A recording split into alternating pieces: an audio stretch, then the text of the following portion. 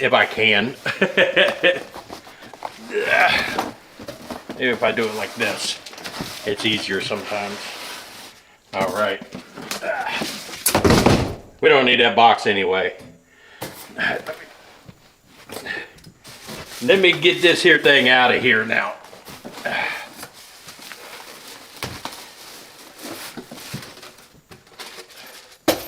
Mounting hardware or installation hardware.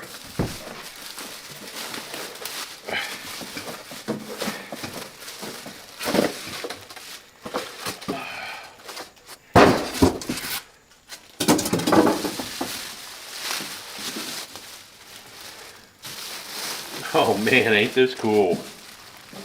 Oh wow.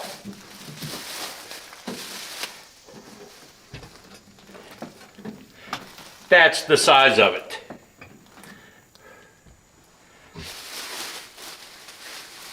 That's all the bigger it is.